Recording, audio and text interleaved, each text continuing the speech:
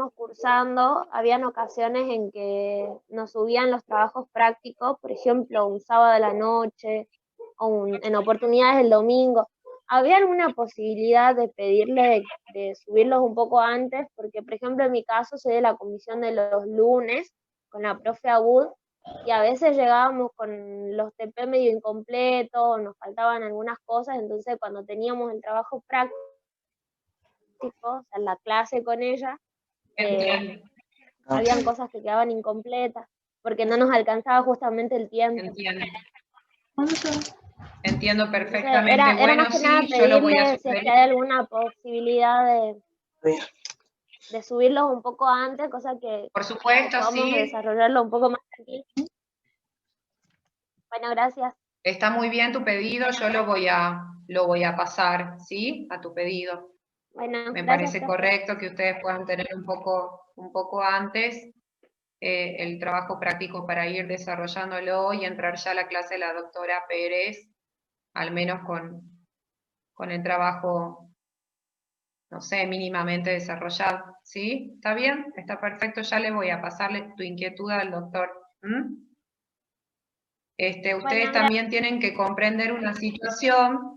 El doctor, como bien lo estoy diciendo, es doctor, es médico, ¿sí? Y ustedes saben que actualmente estamos casi superando el número de casos de COVID que tiene Tucumán, por ejemplo. Ustedes saben que están apareciendo alrededor de 1000 casos por día.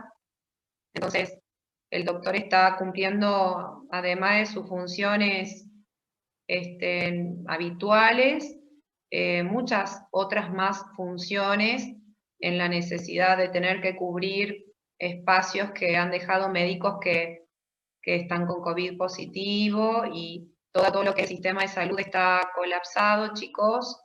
Entonces, el doctor está haciendo un esfuerzo muy grande en poder dar forma y todo lo que se requiere, digamos, dirigir una cátedra no es fácil, ¿sí?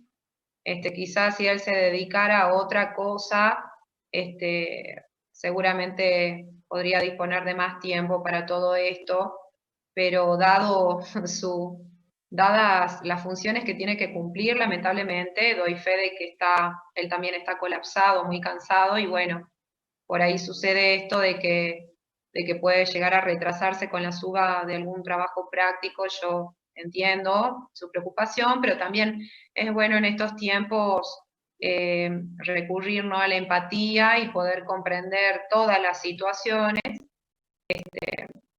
que a veces sucede eso, ¿sí? Por eso a veces no se sube tanto en tiempo y en forma, pero ustedes vieron que la plataforma tienen todo lo que necesitan, al menos ya saben cuál es la teoría que entra, entonces de pronto, si vuelve a suceder que no tienen subido el trabajo práctico, como les gustaría, por ejemplo, un viernes, también nosotros apelamos a su empatía, entender que el doctor también está con mucho trabajo ahora, y bueno, poder al menos ir leyendo el marco teórico, porque en realidad todas las preguntas, absolutamente todas las preguntas del trabajo práctico, tienen respuesta en la teoría, ¿sí? Entonces, si ustedes en realidad se toman el trabajo de leer los capítulos que corresponden desde la bibliografía de la cátedra, cuando vayan a tomar el trabajo práctico, puedan responder a todas sus consignas sin inconvenientes, ¿sí? Entonces, no es que yo les pido que ustedes siempre hagan eso, obviamente yo les voy a pasar la inquietud para ver cómo se puede mejorar eso desde este lado, pero cuando eso no se logre resolver, pueden confiar tranquilos en que si ustedes leen la teoría no van a tener problema para resolver trabajo práctico aunque no lo hayan leído, ¿sí? Lo importante es tener el marco teórico necesario para la resolución del práctico. Ese es el kit de la cuestión. ¿Se entiende lo que estoy diciendo, chicos? Entiendo su perspectiva, entiendo sus aflicciones, entiendo sus pedidos, pero hay que entenderlo un poco al doctor, ¿sí?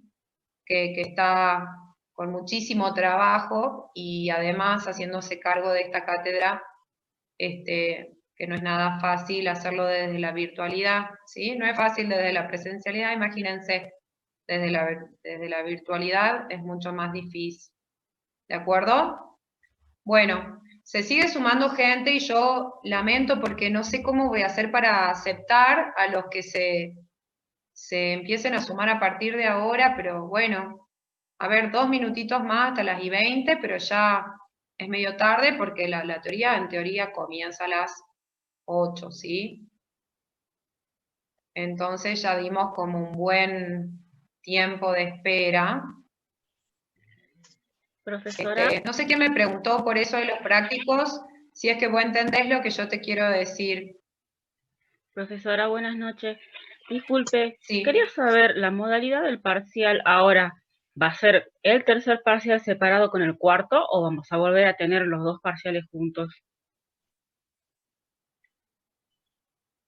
Eso tenemos que planificarlo todavía porque no está muy claro cuándo va a terminar o sea, sí está claro cuándo vamos a terminar las actividades este año, sí que son los primeros días de diciembre, pero no está muy claro cómo vamos a seguir a partir de febrero, porque ustedes saben que el año lectivo, por este tema de COVID, vamos a empezar en febrero, ¿verdad?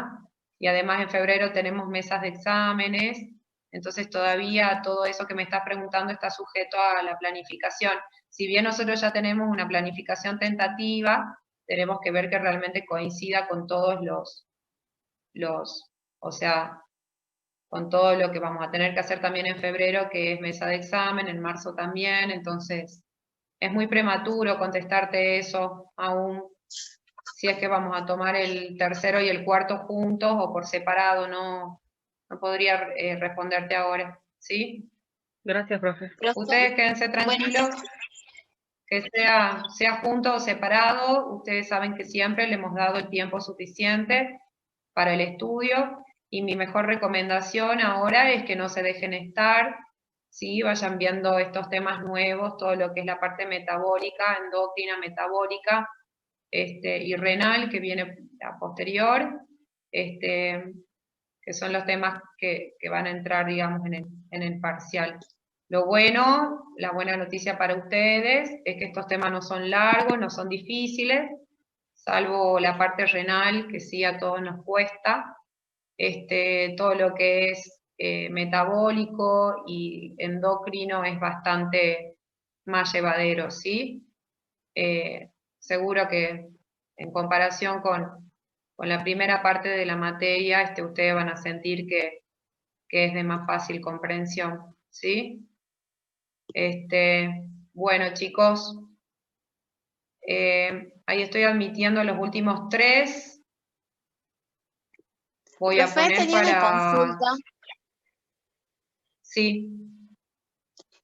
Profe, la modalidad que estamos cursando, que cursamos el primer cuatrimestre, esto de tener las clases de consulta en los horarios de Zoom y hacer antes de las clases el cuestionario, ¿va a seguir así, con esa metodología? Sí, nosotros siempre vamos a tomar una autoevaluación previa a cada trabajo práctico. Estamos hablando el tema de que como es más difícil leer los mensajes que ustedes mandan por escrito a la plataforma, vieron en esa área que dice mensajes, es menos práctico porque, bueno, es más difícil para nosotros, digamos, responder de manera textual, abrir los mensajes, es más práctico definir una hora de consulta, que cada docente defina una hora de consulta que pueda tener también un enlace Zoom, ¿sí? Vamos a ver ustedes ya de forma personal, los que se quieran sumar a esa clase de consulta puedan sacarse las dudas respecto del marco teórico o del práctico que hayan tenido esa semana, ¿sí?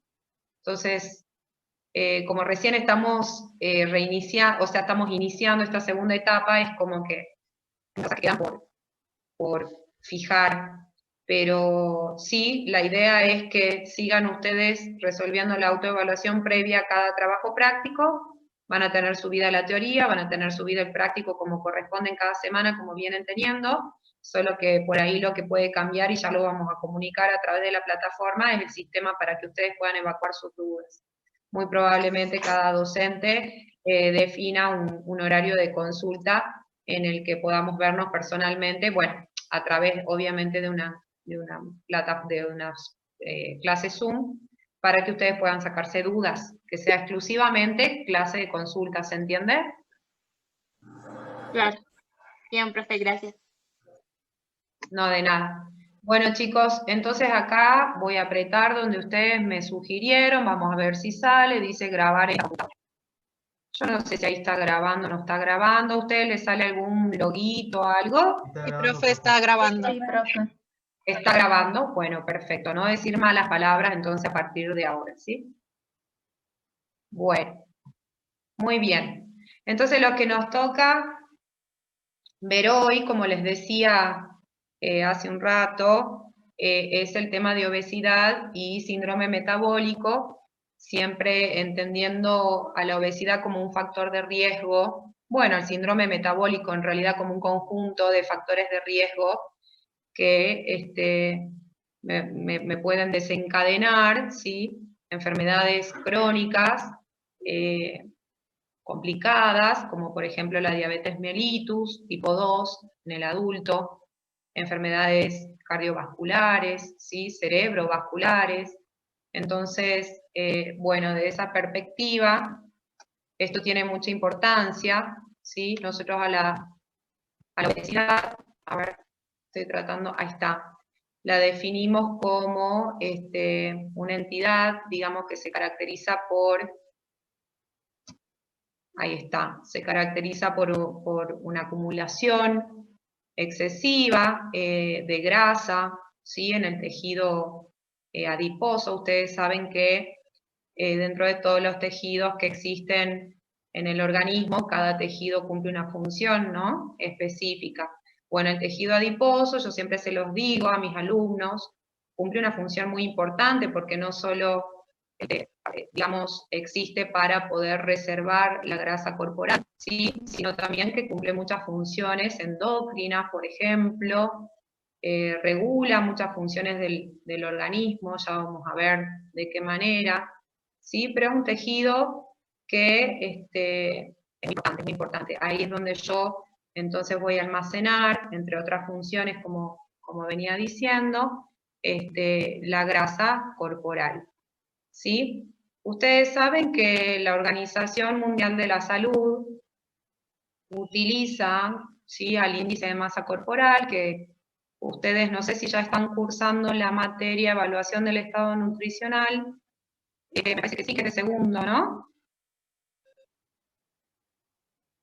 Sí, es de No me segundo, acuerdo profe, muy bien. segundo cuatrimestre. Sí, Sí. sí.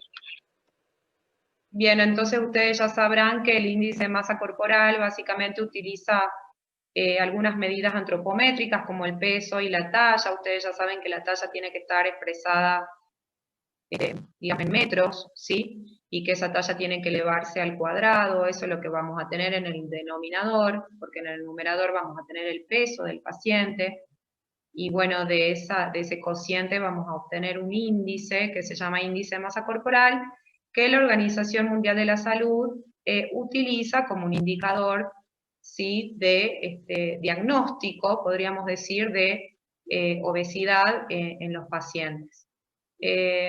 Particularmente, y esto es una opinión muy personal, y cuando ustedes sean nutricionistas, me gustaría saber que no solo van a utilizar este índice para dar diagnóstico a sus pacientes, sino también van a utilizar otros indicadores que existen que complementan, es decir, al índice de masa corporal. Por ejemplo, el hecho de poder tomar una medida, por ejemplo, de cintura, también de cadera, poder calcular el índice, cintura-cadera, ver cómo está distribuida esa cantidad de grasa que tiene en exceso esa persona, que es un dato muy importante, ya vamos a ver con las diapositivas que vienen por qué, ¿sí?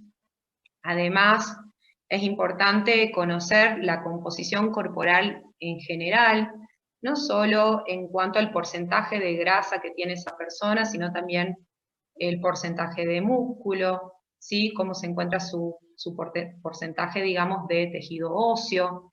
Es decir, ustedes cuando hagan una evaluación del estado nutricional, me gustaría saber que los alumnos que van a hacer futuros no van a limitarse únicamente a calcular un índice de masa corporal, dar diagnóstico y tratamiento en función de ese único valor, porque esto es un indicador, sí, que es muy importante, muy útil, pero siempre tiene que estar acompañado de otros que son también muy importantes, ¿sí?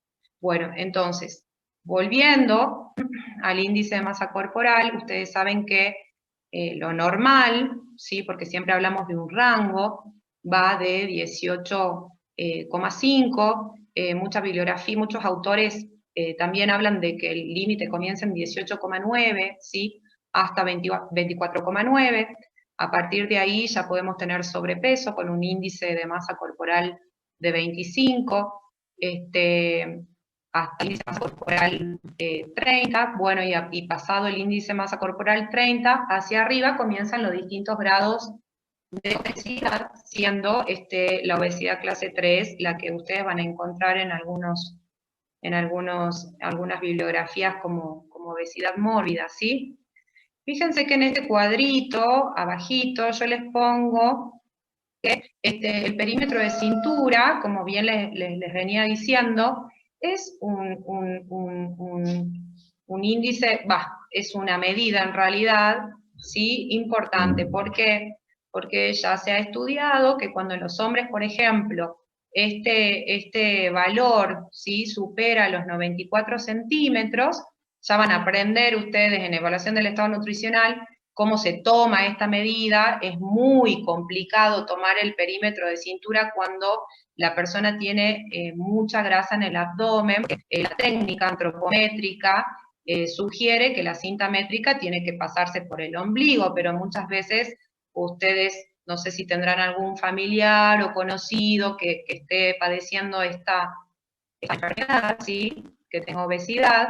Ustedes vieron que muchas veces el ombligo está desplazado, ¿no? Normalmente hacia abajo, no se puede encontrar, entonces ustedes, no sé si es antropometría, van a ver la técnica correcta para todos esos casos. ¿Sí? Lo importante ahora es que ustedes sepan que cuando ese perímetro está por encima de los 94 centímetros en el caso del varón, tiene un riesgo aumentado, ¿sí? De sufrir enfermedades cardiovasculares, ¿sí? Y que cuando este valor se encuentra por encima de los 102 centímetros, es un riesgo realmente muy grave, ¿sí? Algunos eventos cardiovasculares que ustedes habrán escuchado que son frecuentes en personas que tienen obesidad, por ejemplo, es el infarto agudo de miocardio. Y ustedes cuando vieron shock, por ejemplo, recuerdan que asociado, en realidad hay muchos factores, ¿no? Pero puede estar provocado en un individuo, digamos, que ya tenga de forma previa comorbilidades, como por ejemplo, la esclerosis, ¿sí? Que ustedes ya van a ver más adelante, que consiste en la formación de una placa de ateroma, que eventualmente esta placa puede romperse y puede obstruir vasos que irrigan el corazón, provocando un proceso de isquemia. Ustedes saben que cuando hay isquemias importantes, ¿sí? O totales, van a provocar necrosis, ¿sí? Del tejido que es irrigado por estos vasos, y por lo tanto van a morir, ¿sí? Por coagulación. Bueno, esto es lo que nosotros conocemos como infarto agudo de miocardio, y fíjense cómo el perímetro de cintura es una medida antropométrica muy importante, ¿sí? Más allá del índice de masa corporal. Porque yo puedo tener hombres y mujeres con obesidad de tipo ginoide, en donde la grasa esté localizada en la cadera, ¿sí? En los glúteos, en las piernas, y no corren el mismo riesgo que las personas que tienen localizada la grasa de forma centrípeta, ¿sí? Bien, y en la mujer, bueno, tiene un poco más disminuidos estos valores, en el sentido de que ya con tener más de 80 centímetros de cintura, de perímetro de cintura ya tienen un riesgo aumentado, y más de 88 centímetros, un riesgo muy grave de desarrollar algún evento cardiovascular, ¿sí? Bueno, esto por compartirles algunos datos que me interesa compartirlos porque para que ustedes tengan una visión. Fíjense que en Argentina, ¿sí?, el 60% de las personas aproximadamente presentan un proceso de sobrepeso, ¿sí? Sobrepeso u obesidad, porque acá estamos presentando un dato, digamos, que habla del exceso de peso, ¿sí? No está clasificándolo si es sobrepeso, si es obesidad o qué tipo de obesidad. Pero ya estamos hablando de un porcentaje bastante alto. Y son los adultos quienes definen, ¿sí?, los hábitos alimentarios de los niños. Fíjense que acá más abajito dice que los niños y niñas de edad escolar, sí, aproximadamente el 30% tiene sobrepeso y el 100% tiene obesidad. Y eso es importante que ustedes lo tengan en cuenta. Por ahí estos datos tienen 3 años, ¿sí?, están un poco desactualizados, pero eventualmente quizá ahora pueda ser un poco más alto el porcentaje, pero de todas maneras lo que yo les quiero subrayar acá es el rol importante que ustedes van a tener que cumplir como nutricionistas cuando tengan que tratar a los niños, ¿sí? No solo porque los niños se encuentran en un periodo de crecimiento en donde las dietas restrictivas totalmente no se utilizan, sino en que uno tiene que trabajar sobre sus hábitos alimentarios. Y muchas veces, por lo menos antes de los 10 años, van a tener que recurrir, ¿sí?, a hacer educación alimentaria y nutricional directamente a sus padres, porque los niños hasta los 10 años más o menos no son los que deciden sobre los alimentos que toman, ¿sí?, ni con qué frecuencia los toman, ni con qué cantidad los consumen. Entonces, la educación alimentaria y nutricional siempre va dirigida al adulto, ¿sí?, cuando nosotros queremos corregir los hábitos en los niños. Sí, pasados los 10 años, que ya empiezan a comprender cómo funciona el cuerpo, empiezan a tener más autonomía, ¿sí?, más ansias de independencia, en donde uno puede en el consultorio hablar más francamente sobre ciertas cosas, uno ya puede empezar a dirigir la educación alimentaria y nutricional a los niños, ¿sí?, preadolescentes, adolescentes, ¿bien? Pero bueno, tengan en cuenta eso, porcentajes muy, muy altos de sobrepeso y obesidad en nuestro país. Bueno. ¿Qué más tenemos acá? Profe, Bueno, con respecto, sí. no está compartiendo la teoría en la pantalla. ¿No estoy compartiendo? No, Sí, está compartiendo. Sí se ve, profe. ¿Sí o no? No me preocupen porque ya pasé Sí. como 4 diapositivas, ¿sí? Sí, Sí, profe, profe, sí se sí está nos viendo. sale, profe. Sí se ve. Hay algunos chicos a los que no les sale, pero la mayoría sí nos sale. No, sí, profe, sí ¿Y nos eso sale. depende de mí o ustedes tienen que tocar No, algo depende de en la su conexión compu? de cada uno de ellos, Ah, capaz porque que En internet. yo la veo a usted, por ejemplo, profe, no veo la diapositiva, por eso la había escrito por el chat. ¿No será que tenés cambiado para ver su imagen y no la diapositiva? Creo que tenés que hacer doble clic en tu imagen y a veces se da vuelta la teoría. Pero puede ser conexión también. Ahí está, profe. ¿Sí? ¿Ya lo encontraste? Sí, ahora sí. Bien, muy bien. Bueno, fíjense que ahora nos toca hablar un poquito sobre la fisiopatología de la obesidad. Claramente, cuando nosotros hablamos de obesidad, son múltiples los factores que intervienen, ¿sí? No podemos simplemente, yo he escuchado colegas decir, y bueno, acá la única solución sería que cierren la boca y dejen de comer. He escuchado barbaridades como esas. ¿Sí? Ustedes al paciente lo tienen que ver de una manera integral, chicos. No es solo lo que come y lo que elimina, que eso es lo que ya vamos a hablar un poquito sobre el balance, ¿sí?, que tiene que existir, en equilibrio entre lo que uno ingiere, lo que uno elimina, ¿sí? Pero no es lo único que determina que esa energía pueda quedar en exceso acumulada en nuestro tejido adiposo y conducir a ese paciente al desarrollo de una obesidad, ¿sí? Porque la verdad es que genéticamente tenemos una predisposición muy alta, ¿sí? De desarrollar diabetes, obesidad, si es que nosotros tenemos familiares de segundo o tercer grado, al menos, ¿sí? Con esa condición, uno hereda genéticamente esa predisposición. Ni hablar, ustedes quizá más adelante en pediatría puedan conocer un poquito más.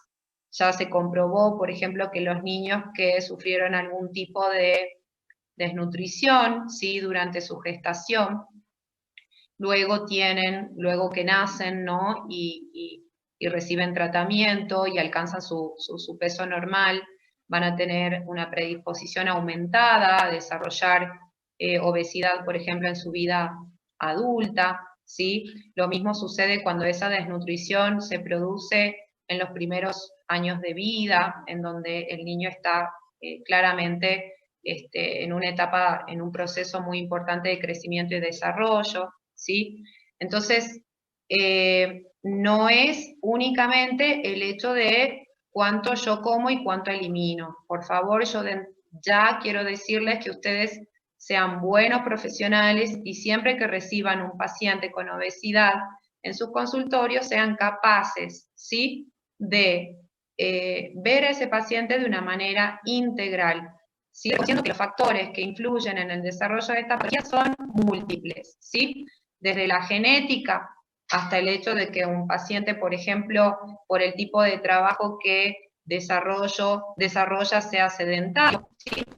¿Cuántas veces a uno le tocó, a mí, por ejemplo, pacientes que trabajan arriba de un colectivo, entre 8 y 12 horas por día, o por ejemplo que trabajan con camiones, ¿sí? Me estoy acordando de rubros que más llamaron mi atención, porque realmente hay que ver cómo uno establece un tratamiento relativo a la actividad física, por ejemplo, en pacientes que trabajan como camioneros, ¿sí? Es todo un desafío.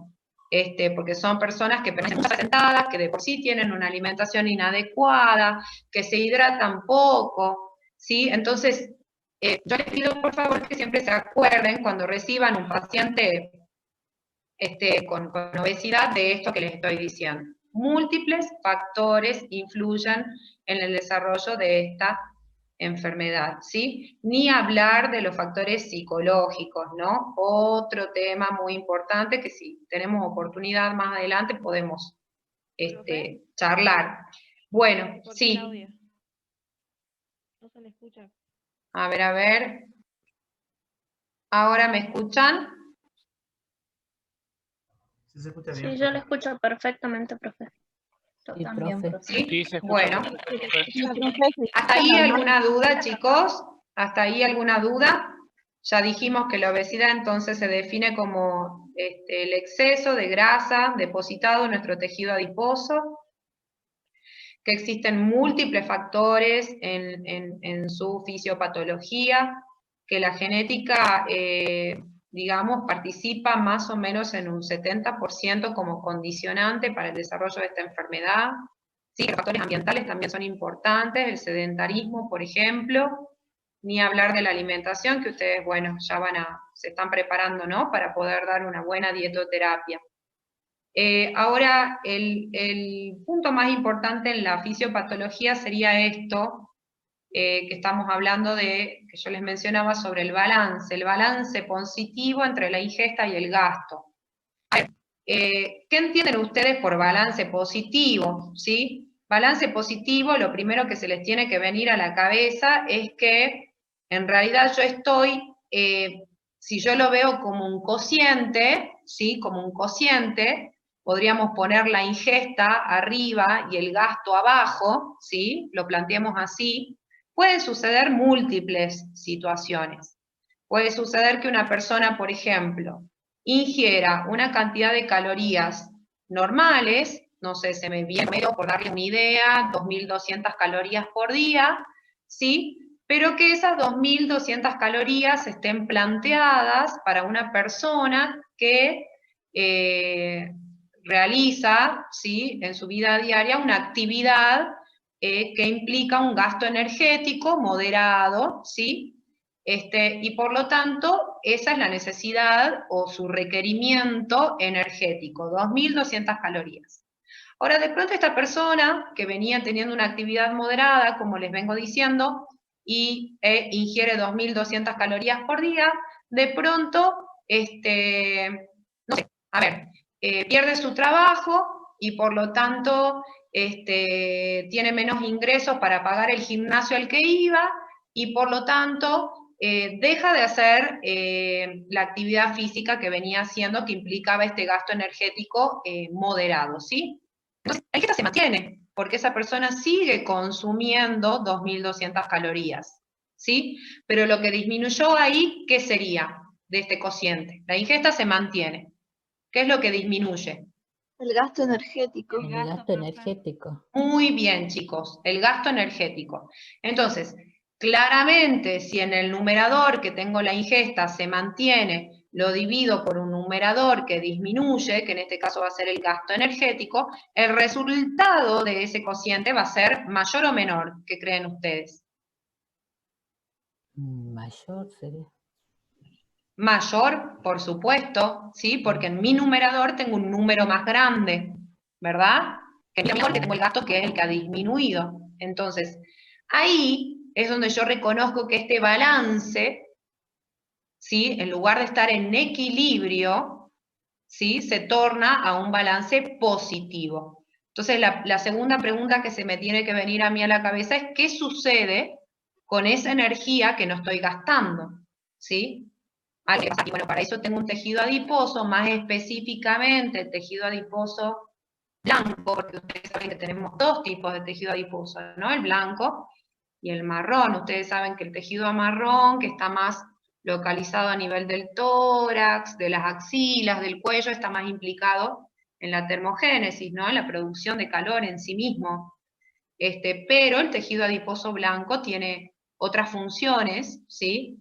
Y la principal vendría a ser la de almacenar esta grasa, esta energía que se encuentra en exceso, ¿sí? Se almacena en forma de triglicéridos. O sea que toda la glucosa, todas las grasas, ¿sí?, los ácidos grasos, y todos los aminoácidos que se encuentren en exceso, y más específicamente lo que es ácidos grasos y glucosa, se va a almacenar en el tejido blanco en forma de grasa, ¿sí?, por este balance positivo que estamos mencionando. Ahora, veamos otra variante, porque no solo puede pasar eso, que yo mantenga, digamos, mi consumo habitual de alimentos que implican 2.200 calorías por día, y que lo que pasó es que dejé de hacer actividad física. Puede suceder, en muchos casos vi, que mantienen la actividad física, ¿sí?, 3 veces por semana, por ejemplo, una persona que salga a hacer una caminata, ¿sí?, una actividad física moderada, pero incrementa la ingesta. Por diversos motivos uno puede incrementar la ingesta, chicos, ¿sí? Entonces ahí el balance también me va a dar positivo. El numerador es más grande que el denominador, si lo vemos en forma de cociente, ¿sí? Ahora, ¿qué otra situación se me puede dar? A ver, pensemos. Puede pasar que sea alguien ¿Alguno que se le ocurra otra situación? ¿Profe? Por ejemplo, no sé, alguien que ejercite mucho y... Esos serían los dos casos, ¿sí?, más frecuentes, ¿sí? Y en cualquiera... ¿Profe?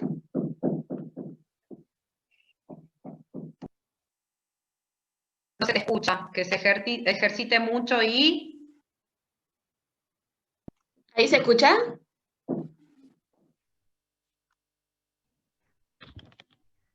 No se escucha, no se te escucha.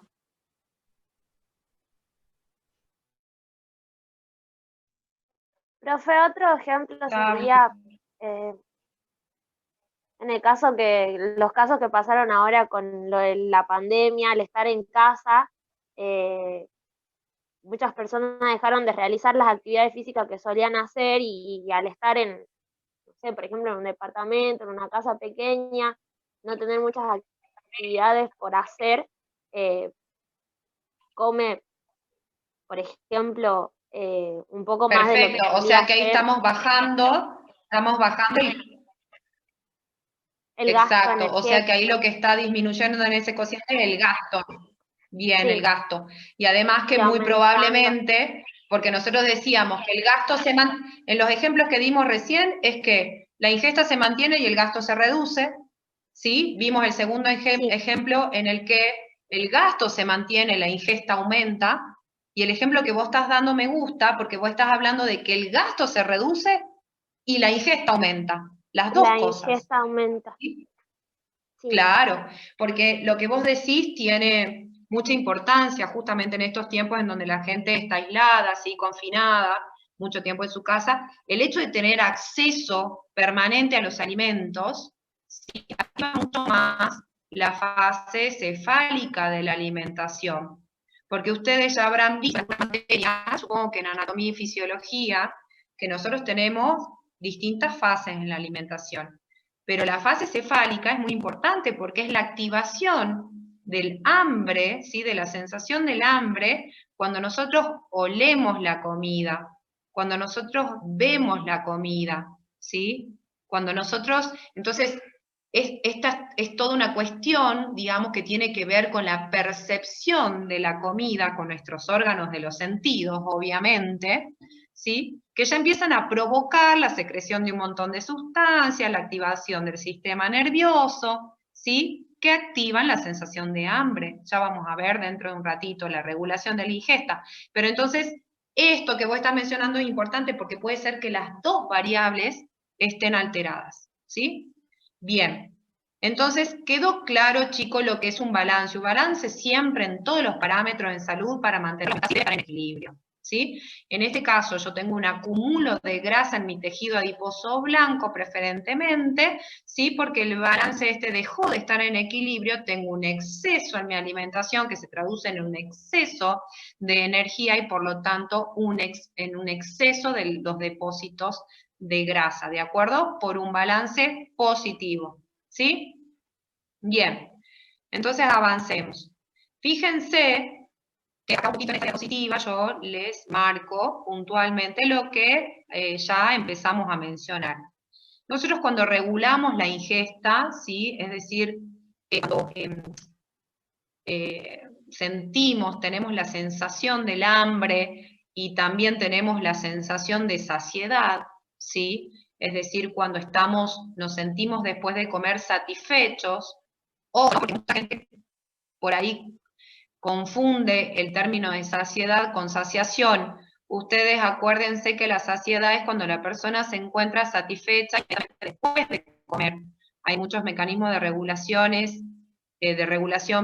rápidas, ¿sí? Inmediatas, que le dan al individuo esta sensación de saciedad. Pero la saciación es permanecer con esa misma saciedad, es decir, satisfecho, pero entre una comida y otra.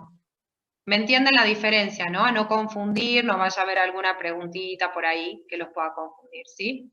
Bien, entonces, hablando de la saciedad específicamente y del hambre específicamente, que, bueno, son los dos factores que caracterizan a la ingesta, nosotros en el organismo tenemos de controlar, ¿sí? Este hambre y esta saciedad.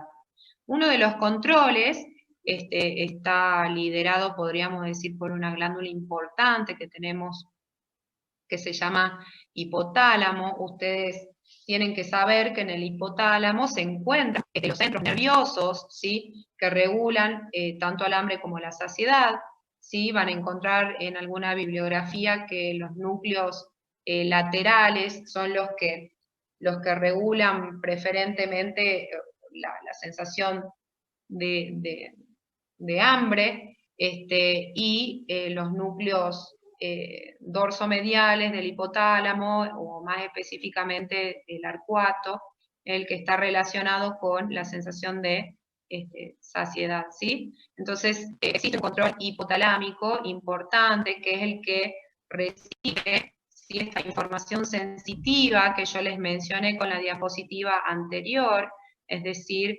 estas señales nerviosas, sensitivas, aferentes, que provienen de nuestros órganos de los sentidos, ¿sí?, y de otras partes del organismo, ya vamos a ver cómo funciona esto, llegan al sistema nervioso central, ustedes saben, y a partir del sistema central, nervioso central, se emite un impulso motor, ¿sí?, que en el caso del hambre, por ejemplo, impulsa al individuo a llevar a cabo todas las funciones relativas con la toma del alimento, ¿sí?, de prepararlo, hasta ingerirlo, masticarlo, deglutirlo, ¿sí? ¿De acuerdo?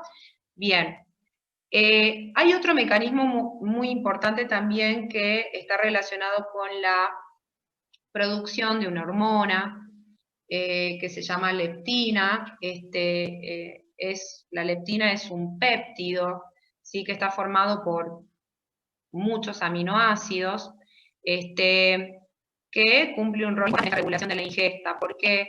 Porque la leptina, que ustedes deben recordar, sí, que es producida por el tejido adiposo blanco, principalmente, actúa como un marcador, podríamos decir, de la reserva energética. ¿Qué quiere decir esto? Podríamos decir que es el que le comenta al sistema nervioso, ¿sí?, acerca de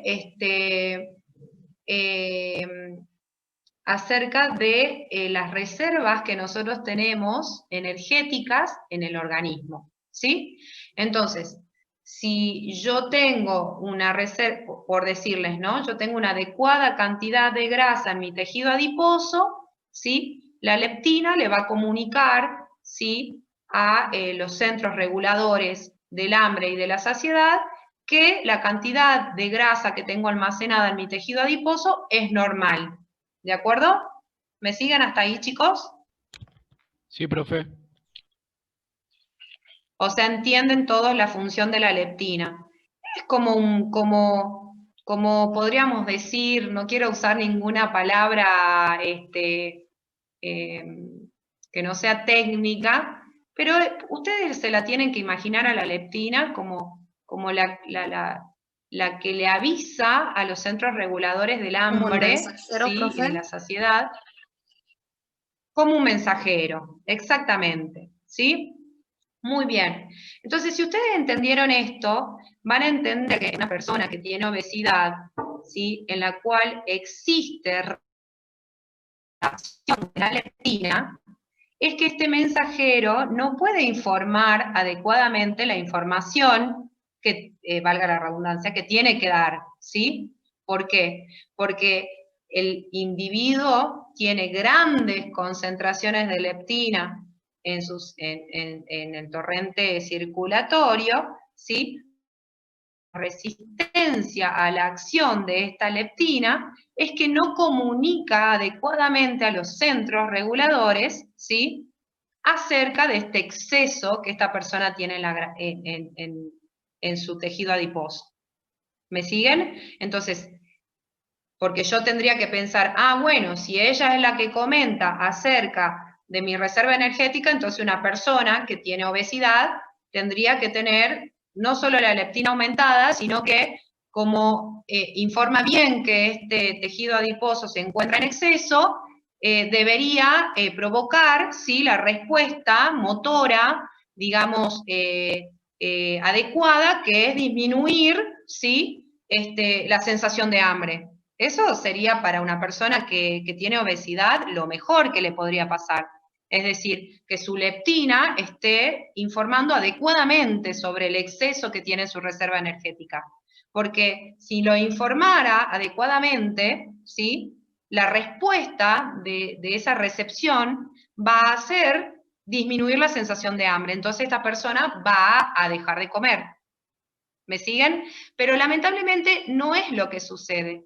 Lo que sucede en las personas que tienen obesidad es que tienen altas concentraciones de leptina en sangre, tienen resistencia a la acción de la leptina y por lo tanto, a pesar de tener grandes, digamos, excesos, en sus reservas energéticas, el sistema, el hipotálamo, digamos, recibe la información contraria. Recibe información de que hay depleción nutricional y no exceso en la reserva energética, ¿sí? Entonces, como la información que recibe por existir esta resistencia de la leptina es de depleción y no de exceso, es que activa al centro equivocado. En lugar de activar al centro de la saciedad, activa al centro del hambre.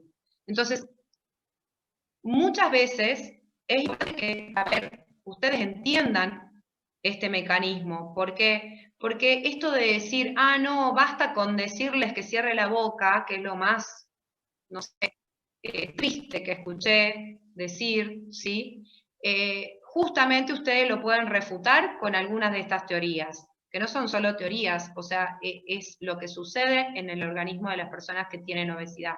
Son personas que sienten hambre, chicos, de forma permanente, podrías decirles. No depende, o sea, su voluntad tiene que ser mucho más grande que la de otra persona que tiene un estado nutricional normal, ¿sí? ¿Estamos de acuerdo entonces qué es lo que está pasando con la leptina en los pacientes que tienen obesidad? ¿Alguno que no lo haya entendido? Sí, profe. Muy bien. Entonces, no solo es que sienten más hambre y por lo tanto incrementan la ingesta, y es directamente proporcional, porque mientras más grasa tengo acumulada, más leptina produce el tejido adiposo blanco, que dijimos que es el que lo produce, más resistencia a la acción de la leptina y más sensación de hambre. Entonces yo digo pobres, porque realmente necesitan, ¿sí?, de nuestra ayuda. Bueno, muy bien. Entonces, vamos con los últimos, que los vamos a nombrar un poquito más rápidos, que hay Perdón, otras señales profe, que son... la interrumpo un momento. Hay unos compañeros que dicen que si los puede aceptar porque se desconectaron por problemas de internet y están esperando para ser aceptados. Bueno, ahí los admito. Son 5. Gracias. Bueno, de nada. Ahí está, perfecto. Los va admitiendo uno por uno, no los admite a todos juntos. Falta un hito más, María Peñalba. A ver. Ya que me muestra el 0 y ya seguimos.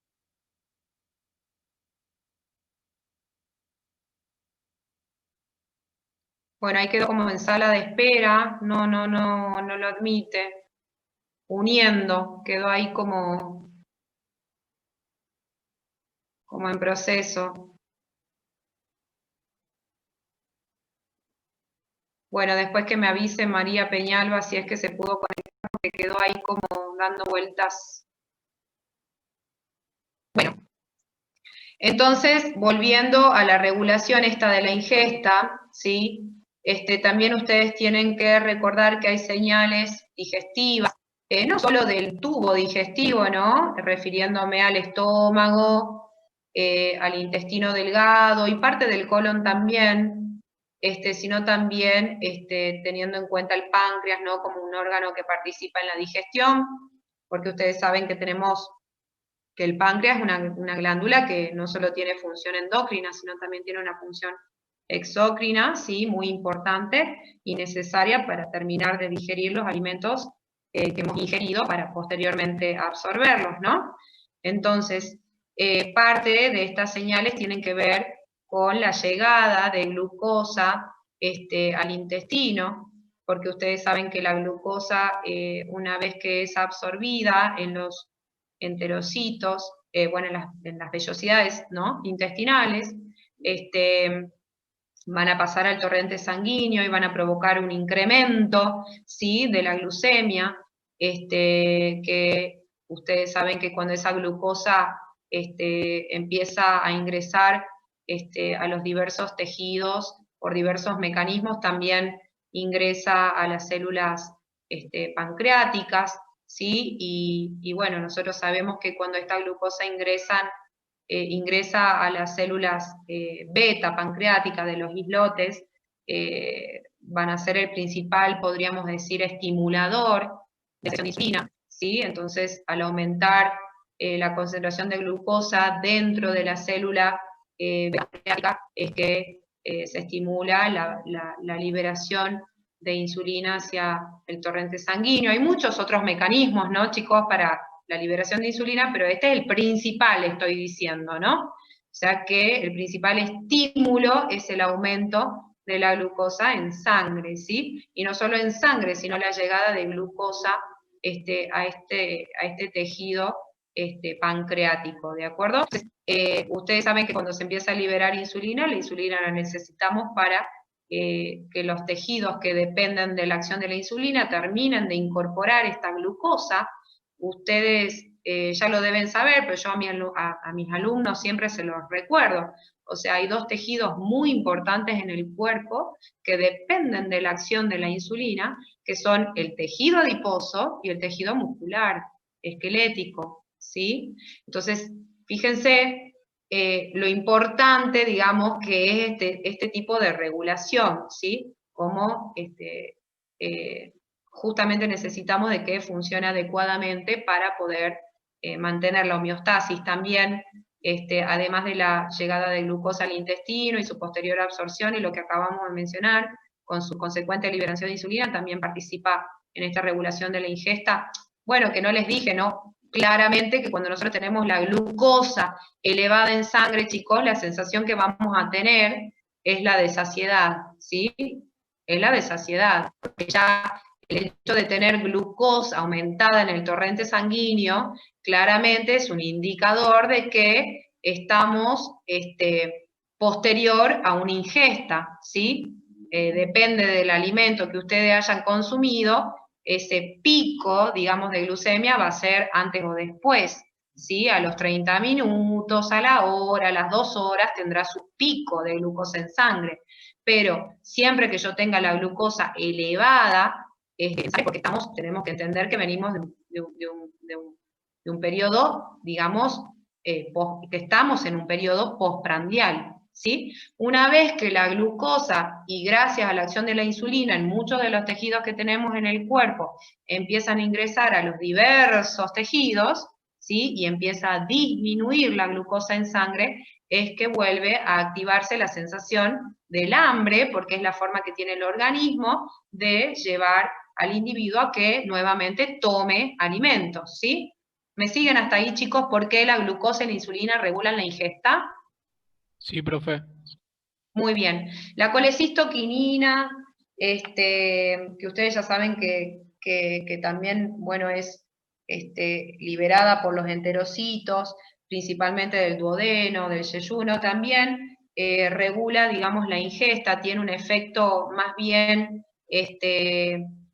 aneroxígeno, es decir, que suprime el apetito, ¿sí? Lo mismo sucede con el péptido, que tienen aquí, que es supresor del apetito, y lo que sucede con la grelina es completamente lo opuesto. La grelina es una hormona, ¿sí?, que en lugar de suprimir, digamos, el apetito, provoca lo contrario, lo induce, ¿sí? Provoca la sensación de hambre. ¿De acuerdo, chicos? Bien, bueno, sigamos viendo. Entonces, ya vimos qué es lo que regula la ingesta. Ahora nos queda la otra variable importante en este cociente que hablábamos con las primeras diapositivas, que es la regulación del gasto energético. Fíjense lo que dice esta frase, que es importante, acá. Los individuos obesos tienen un gasto energético mayor que los delgados, ¿sí? Pero gastan menos energía por unidad de masa magra en comparación al individuo delgado. A ver, ¿quién se anima a explicarme esto? Muy importante.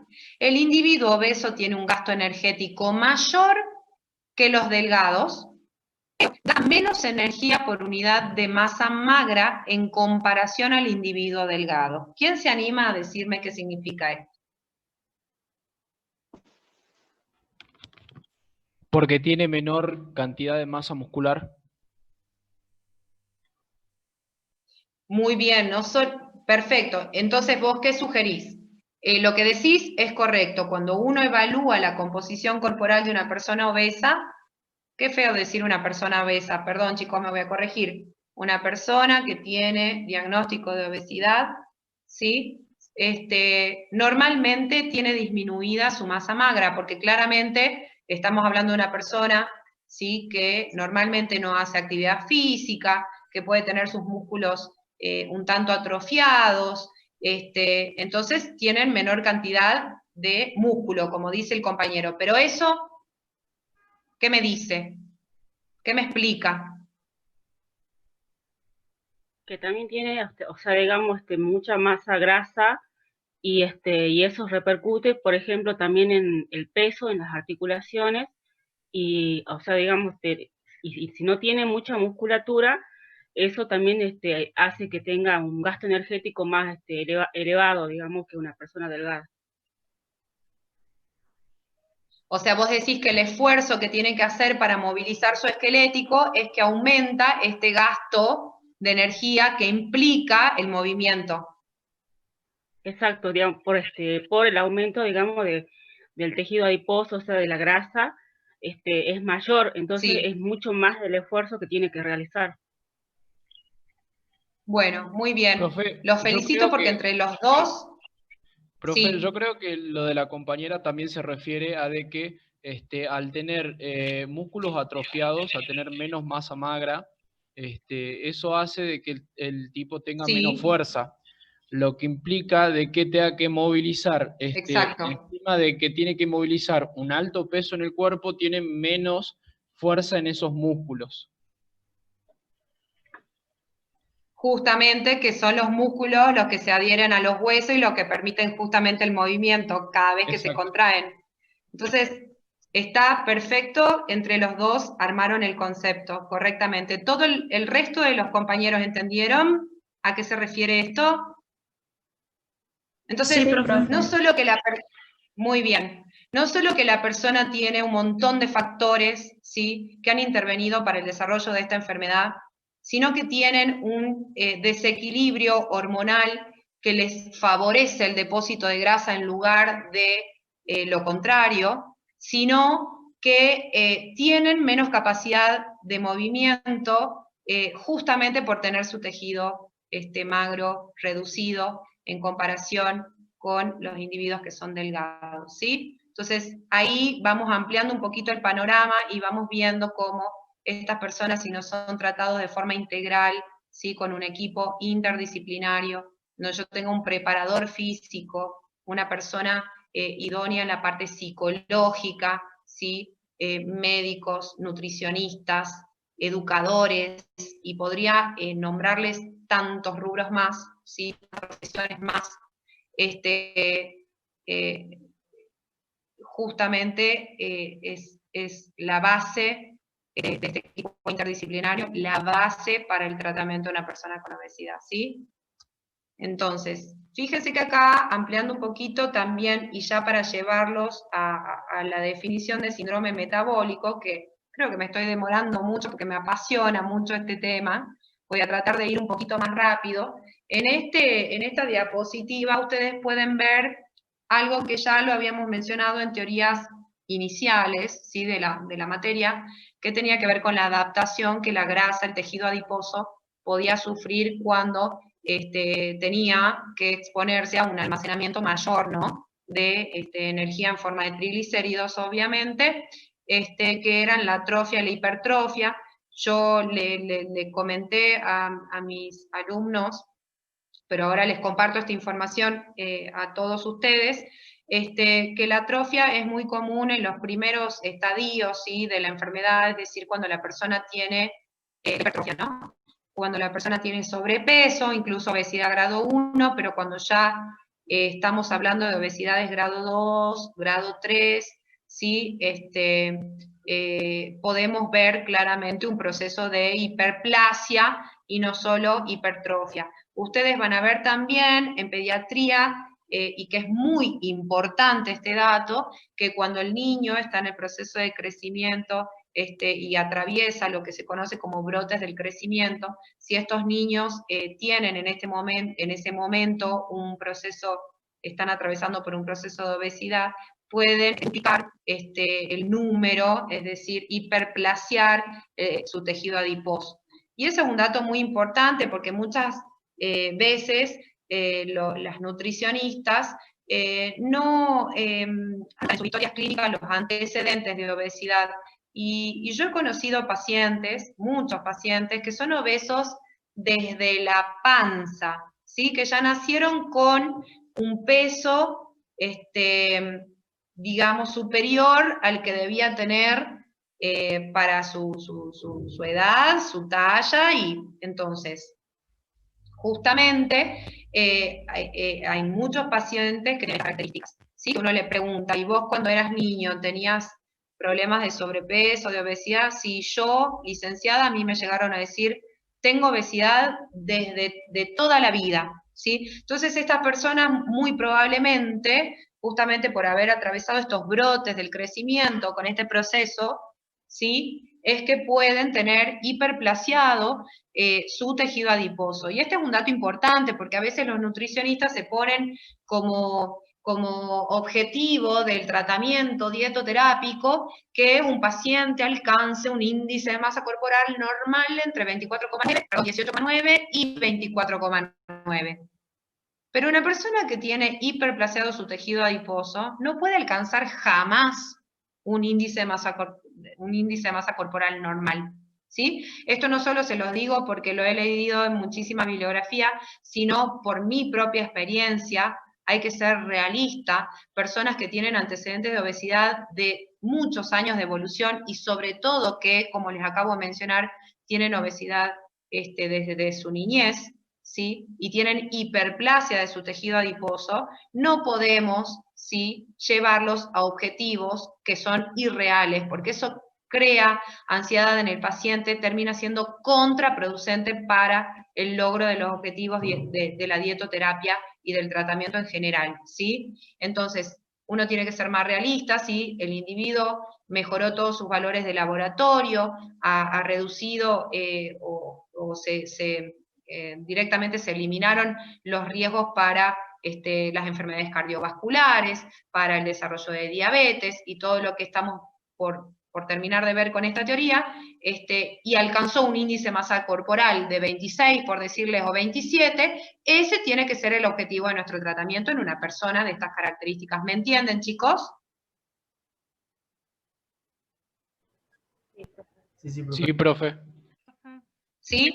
Bueno, entonces acá vamos a ver cómo este proceso de acumulo de grasa produce un proceso inflamatorio, por eso ahí tienen la palabra inflamación en la parte central, un proceso inflamatorio con lo que ustedes ya conocen de inflamación, ¿sí? Obviamente esto es una inflamación crónica, ¿sí? En donde, bueno, vamos a tener liberación, ¿sí?, de todas las sustancias, digamos, características de los procesos inflamatorios, ¿sí? Ustedes ya saben que va a haber reclutamiento de macrófagos, que este proceso inflamatorio puede llevar a la necrosis, ¿sí?, de los propios adipocitos. Ustedes ya saben que en este proceso inflamatorio puede ir un estrés oxidativo.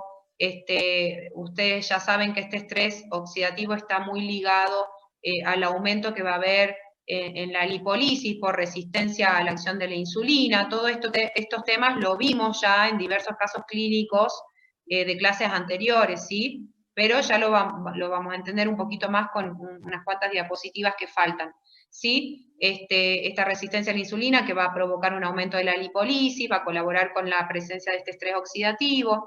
Ustedes ya van a ver más adelante también que este mismo proceso inflamatorio va a llevar después a un proceso de disfunción endotelial que está muy asociada al desarrollo de otra entidad que se llama arteriosclerosis e hipertensión arterial, ¿sí? En definitiva, chicos, ustedes ya saben que cuando la cantidad de grasa que se encuentra en exceso supera la capacidad que tiene ese tejido adiposo de almacenamiento, no solo va a provocar un proceso inflamatorio en el propio tejido, sino también que va a provocar la acumulación de grasa en otros tejidos que no están preparados para reservar o para, reservar grasa. Por ejemplo, el cerebro, el corazón, los riñones, los pulmones, el páncreas, el hígado. Ustedes ya vieron en teorías anteriores, por ejemplo, cuando hablábamos de la teoría de los ataques múltiples, como proceso, digamos, fisiopatológico del hígado graso no alcohólico y de la enfermedad por hígado graso no alcohólico, que finalmente, con muchos años de evolución, si la noxa persiste, podía llevar a ese paciente a la fibrosis, cirrosis, ¿sí? Que ya son problemas que tienen poca reversibilidad, ¿sí?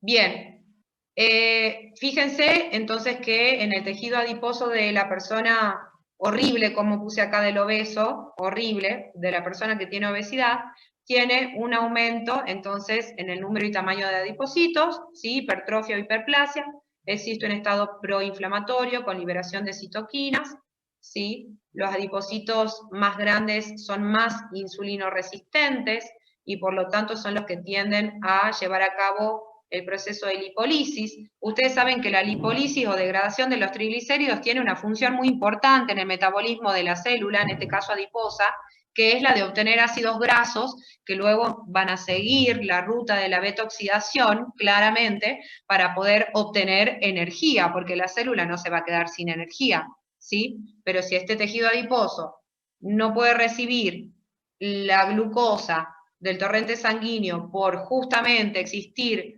una resistencia a la acción de la insulina, no le queda otra que degradar sus propias grasas para obtener energía. Sí. Disculpe que interrumpa, profe, hay compañeros que se les desconectó por problemas de internet, dice si podría aceptarles. Bueno, ahí los acepto. Bien, gracias, profe, disculpe. No, de nada.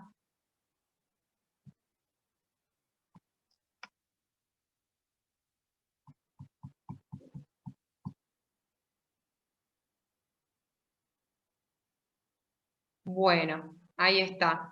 Entonces, me quedan otros adipocitos, ¿sí? Que son insulinoresistentes, que degradar sus propios triglicéridos para obtener los ácidos grasos necesarios para, por el proceso de beta-oxidación, obtener energía que necesitan para su,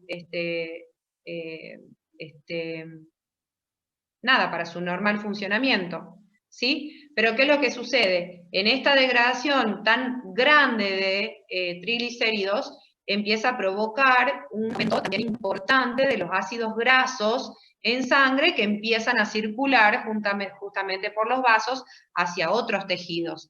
Entonces, de esta manera, como vimos en la placa anterior, es que empieza a depositarse en otros órganos, provocando un proceso que se conoce como lipotoxicidad, ¿sí? Entonces se acumulan en el músculo, en el hígado, en el corazón, ¿sí? Provocando resistencia a la insulina en otros órganos, como por ejemplo el músculo, ¿sí? Provocando el hígado graso, cardiotoxicidad y alteraciones con la secreción de la insulina cuando se acumulan también en el páncreas, ¿sí? Bien. Fíjense ahora que entonces vamos a mencionar algunas relaciones que existen entre la obesidad y ciertas comorbilidades. O sea, la presencia de obesidad en una persona implica mayor riesgo de enfermedades cardiovasculares, mayor riesgo de hipertensión arterial, de desarrollar eventualmente con los años y si la noxa persiste arteriosclerosis, insuficiencia cardíaca, alteraciones respiratorias, apnea del sueño, alteraciones gastrointestinales, por ejemplo a nivel de estómago y de más bien, digamos, entre la primera porción del estómago y el diafragma, ustedes veían que la hernia hiatal, por ejemplo, estaba muy asociada a personas que tenían obesidad, y ustedes sabían que la hernia hiatal estaba asociada también a la enfermedad por reflujo gastroesofágico. Entonces, fíjese cómo la obesidad es un factor de riesgo para muchas otras enfermedades, que era lo que esto un poco mencionaba con las primeras diapositivas. La enfermedad por hígado graso no alcohólica, también se vio asociación con el cáncer de colon. Yo me acuerdo cuando estaba haciendo una práctica en el Hospital San Bernardo, tomamos una muestra de hombres, ¿no?, que estaban internados con un diagnóstico de CA de colon. Les hicimos con mis compañeras en ese momento, no me acuerdo si fue pregrado o posgrado, ahora ya no lo puedo recordar bien, pero sí hicimos una anamnesis alimentaria, un recordatorio de 24 horas y un cuadro de frecuencia de consumo, en donde pudimos ver tanto la alimentación actual como habitual de las personas, y estas personas que tienen obesidad, resultó, no sé, en un porcentaje muy elevado de casos que no consumían fibra. No consumían fibra alimentaria, fibra dietética, ni de la insoluble ni de la soluble, y además tenían un consumo muy bajo de grasa, de agua, tenían mucha tendencia, por lo tanto, a la constipación, ¿sí? Muchos de ellos ya habían tenido antecedentes, por ejemplo, de divertículos en colon, ya habían tenido antecedentes de, otras patologías asociadas al colon, pero que sí están relacionadas a la baja ingesta de fibra alimentaria y de agua. Entonces, si ustedes se ponen a pensar, es bastante característico encontrar eso en la alimentación de una persona que tiene obesidad, ¿sí? Poco consumo de fibra dietética y de agua, que muy probablemente es lo que está relacionado con estos casos de cáncer. Nosotros lo hemos podido comprobar en un porcentaje muy elevado de esa muestra que tomamos en esa oportunidad. Bueno, también se asocia a otras enfermedades metabólicas, como dijimos, la diabetes mellitus tipo 2, la dislipemia, con otras enfermedades, por ejemplo, con alteraciones en la producción de algunas hormonas sexuales. ¿Sí? Son múltiples las comorbilidades asociadas a la obesidad. Es muy importante el rol que ustedes van a cumplir más adelante. Entre el síndrome metabólico, 2 o 3 cositas, chicos. Básicamente, ustedes tienen que entender que la obesidad por sí sola puede suceder, es muy poco frecuente, muy poco frecuente. En general, la obesidad, como ya mencionamos en anteriores, se asocia a una resistencia a la acción de la insulina. Muchos pacientes que tienen obesidad también tienen hipertensión, aunque bueno, la principal causa de hipertensión normalmente es primaria, pero también puede ser asociada a obesidad. Acá estoy nombrando cuáles son los componentes del síndrome metabólico. Hay muchas teorías, fíjense en este cuadrito, que no lo pasa, a ver ahí, fíjense en este cuadrito, está re lenta mi computadora, fíjense que acá tenemos criterios diagnósticos para el síndrome metabólico. Entonces, estos criterios, que son de distintos autores, digamos, o distintas instituciones, ¿sí? Siempre mencionan que para que una persona tenga un diagnóstico de síndrome metabólico, no basta con tener obesidad únicamente, ¿sí? Sí o sí tiene que tener al menos 3 de una serie de elementos. Veamos, por ejemplo, en este caso. Acá tenemos varios criterios diagnósticos. Tenemos obesidad central, ¿sí? Es decir, que en el hombre tenga un perímetro de cintura de 2, o en las mujeres un perímetro de cintura mayor de 88. Además, que tenga, por ejemplo, glucosa en ayuna alterada, es decir, más de 110 miligramos por decilitro, ¿sí? O que tenga, por ejemplo, triglicéridos aumentados de acuerdo al valor normal, es decir, ya tiene hipertrigliceridemia, más de 150 miligramos por decilitro, ¿sí? Tensión arterial, más de 135, sistólica, ¿sí? Hombres, bueno, ahí está, les nombré como 5 factores, digamos que al menos tiene que tener 3 de ellos para decir que esta persona tiene síndrome metabólico. ¿Entienden la diferencia que hay entre obesidad y síndrome metabólico? La obesidad es uno de los elementos del síndrome metabólico, pero la persona, para decir, en realidad, para decir que la persona tiene síndrome metabólico, además de obesidad, ¿sí?, debe tener alguno de los otros elementos, o resistencia a la insulina, o hipertensión arterial, o dislipemia, ¿sí?, o disglucemia, o diabetes mellitus tipo 2, o hiperuricemia, o enfermedad por hígado graso no alcohólico. ¿Entienden, chicos, que la obesidad es uno de los componentes del síndrome metabólico? Sí, profe. Sí, profe. Bien, y que ese síndrome metabólico, justamente por ser un síndrome, un conjunto de signos y síntomas, es que se consideran como factores de riesgo para las enfermedades cardiovasculares, ¿sí?, que venimos mencionando a lo largo de toda la teoría, y la diabetes mellitus tipo 2, ¿sí? Con que ustedes sepan eso, a mí me sirve mucho que entiendan ahora cómo se produce la disglucemia, ¿sí? La disglucemia, para empezar, está definida por una tolerancia normal a la glucosa, es decir, hay una respuesta anormal luego de una sobrecarga de glucosa, pero sin llegar a los valores de la diabetes, ¿no? Entonces, una persona, para decir que tiene disglucemia, tiene una tolerancia normal a la glucosa, ¿sí?, y tiene una glucosa alterada en ayuna. Es decir, la glucosa alterada en ayuna va de 110 a 125 en una persona que tiene disglucemia. ¿Por qué? Porque en una persona que tiene diabetes también va a tener una glucosa anormal en ayuna, pero se encuentra por encima de los 126 miligramos por decilitro. Pregunta de parcial, chicos, ¿sí? La glucemia normal va de 60 a 110 miligramos por decilitro.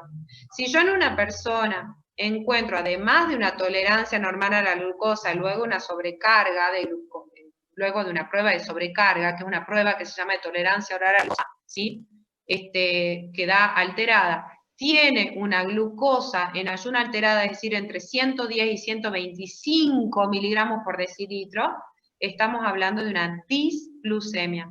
Si esa persona tiene más de 125 miligramos por decilitro en una glucosa en ayuna, estamos hablando de uno de los elementos que necesitamos para el diagnóstico de diabetes, ¿sí? Porque no solo con la glucosa anormal en ayuna, yo el diagnóstico de diabetes, eso ya lo van a ver con el doctor en la clase que viene, ¿sí? O posiblemente conmigo, ya vamos a decidir. Bien, entonces, cuando yo hablo de disglucemia, hablo de una alteración en el metabolismo hidrocarbonado, pero que no es lo suficientemente anormal, podríamos decir, ¿sí?, como para que el paciente reciba diagnóstico de diabetes, ¿sí? Entonces, es lo que ustedes han encontrado muchas veces en alguna bibliografía como prediabetes. Bueno, eso es la disglucemia. Es decir, el individuo tiene una tolerancia normal a la glucosa, es decir, que se le hace una prueba de tolerancia oral a la glucosa con agua y azúcar, ¿sí?, no me acuerdo en qué porcentaje en este momento, se le toma muestra de sangre y se le calcula, ¿no?, la concentración de glucosa a los 30 minutos, ahora a los 90 minutos, ¿sí?, y se conoce la concentración de glucosa y también la concentración de insulina. Así es como vemos, ¿sí?, que esta glucosa, luego de esta prueba de tolerancia oral, da anormal, ¿sí?, pero no con los valores para la diabetes, ¿sí?, está por debajo de los valores que recibe la persona que tiene diabetes, diagnóstico de diabetes, ¿sí? Y la glucosa alterada en ayuna entre 110 y 125. ¿Alguna duda con respecto a esto, chicos? No, profe. ¿Alguna duda con la definición de disglucemia? Que es uno de los componentes del síndrome metabólico. ¿Todos entienden lo que es la disglucemia, chicos? Sí, profe. Sí, profe. Sí, profe. Bueno, muy bien. Ahora, a pesar de que esta filmina dice diabetes, yo solo les quiero decir dos cositas para que la clase que viene entiendan diabetes, que es un repaso anátomo-funcional. Ustedes tienen que saber cuál es el camino de la glucosa. ¿Sí? La glucosa, una vez que llega al intestino, es decir, que es un nutriente que ha alcanzado su mínima expresión, porque ustedes saben que glucosa podemos obtener de muchas moléculas que son complejas, que luego terminan convirtiéndose en glucosa. Entonces, de la luz intestinal pasa al enterocito, en este proceso que nosotros conocemos como absorción, ¿sí? Luego del enterocito pasa al intersticio, y luego del intersticio pasa a la sangre, ¿sí? Para alcanzar, ¿sí?, los tejidos, es que yo les quiero mostrar estos dibujitos, es que la mayoría de las células que forman los distintos tejidos del cuerpo tienen transportadores de glucosa, ¿sí?, que son justamente eso, transportadores de membrana que permiten el ingreso de la glucosa por un mecanismo de difusión pasiva, chicos, ¿sí? Pero eso no sucede, como les muestra en este dibujito, no sucede en algunos tejidos como por ejemplo el tejido adiposo y el tejido esquelético, ¿sí?, el que forma parte de nuestros músculos, ¿sí?, esqueléticos. Entonces, fíjense que tanto el tejido adiposo como el tejido esquelético tiene otro mecanismo para el ingreso de glucosa, no tiene un transportador de membrana que le permite el ingreso de glucosa por difusión pasiva. Es decir, yo absorbí la glucosa pasa al torrente sanguíneo, aumenta la glucemia en sangre, y ustedes saben que un proceso de difusión pasiva implica el ingreso de la glucosa desde el intersticio, ¿sí?, hacia la célula por un aumento de la concentración, es decir, yo del lado del intersticio tengo aumentada la concentración de glucosa y adentro de la célula tengo disminuida la concentración de glucosa. Entonces, por un mecanismo pasivo, la glucosa entra a las células de la mayoría de los tejidos de nuestro organismo, ¿sí? Esto no sucede en el tejido adiposo y esto no sucede en el tejido del músculo esquelético. ¿Qué es lo que sucede acá? Dependen de la acción de la insulina. La insulina, cuando es liberada por el páncreas, básicamente estimulado por el aumento de la concentración de glucosa, habíamos dicho en placas anteriores, esta insulina hace contacto con un receptor específico que tienen y el tejido muscular esquelético, que una vez que activa a este receptor inicia una serie de procesos químicos que tienen que ver con fosforilaciones, que activa, ¿sí?, a tiene un nombre específico, no me está saliendo el nombre, pero que es una proteína que está implicada en la expresión de un transportador que en ese momento se encuentra en el citoplasma y que se va a transportar hacia la membrana para permitir el ingreso de la glucosa, ¿sí? Estos son los que tengo acá mencionado como los GLUT4. Es decir, los GLUT4 son transportadores de membrana, pero que solo se expresan en los tejidos donde el transporte de la glucosa es dependiente de la insulina, ¿sí? Como les acabo de decir, del músculo y del tejido adiposo.